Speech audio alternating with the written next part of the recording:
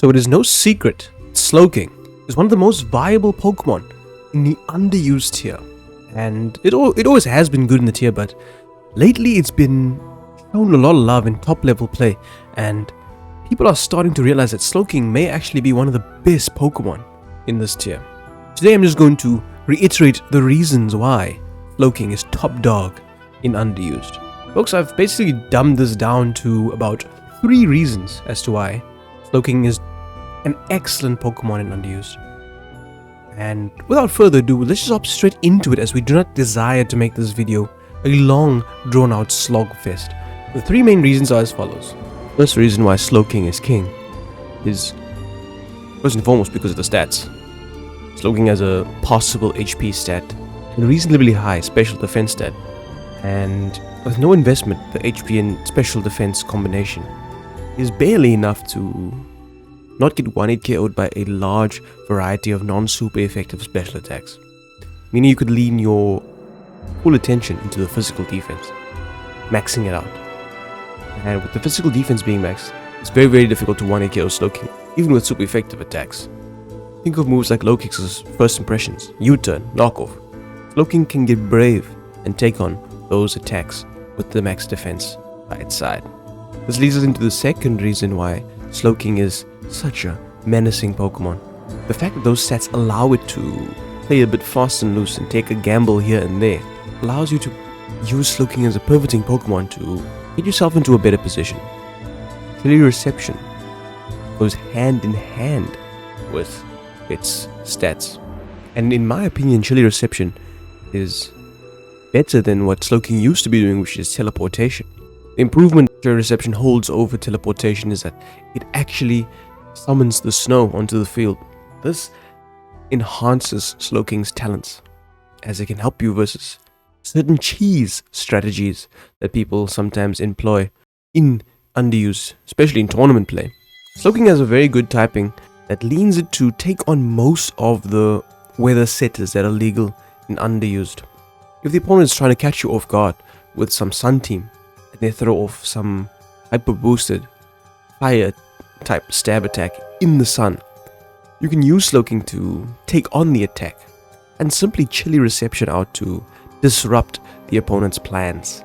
No Chlorophyll user is going to be boosting their speed, no hyper boosted fire stab. In the same vein, Rain also suffers the same fate.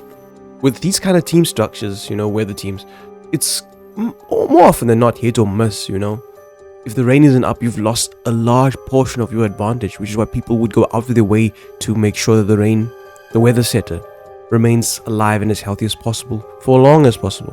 So you're working with limited turns. But if you are always having to reset the timer and chip has been done to your team style and your whole game plan has been weakened because of the weather changing constantly due to Slowking's nature of coming in constantly and telling a bad joke and using Chilly Reception.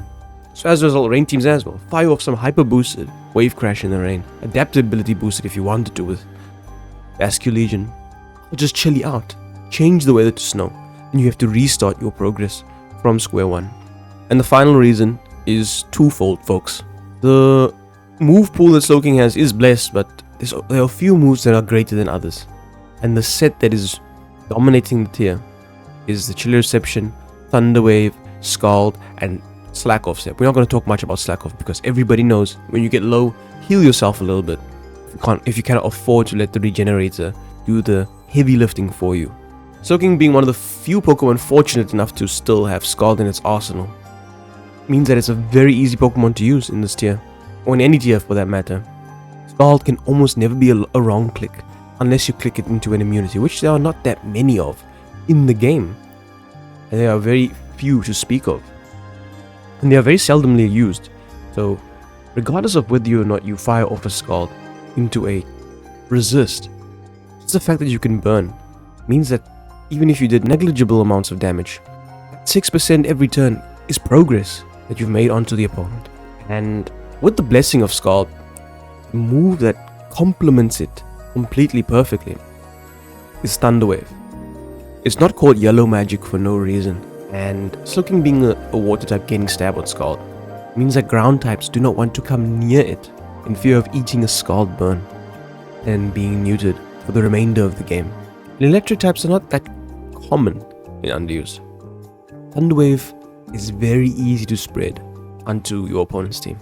And just the fact that you have to stress at 25% of your time, especially when you need them to do the job, your Pokemon may not end up moving, granting the opponent's team a free chance to formulate a new game plan or recover from any position that they might be finding themselves in.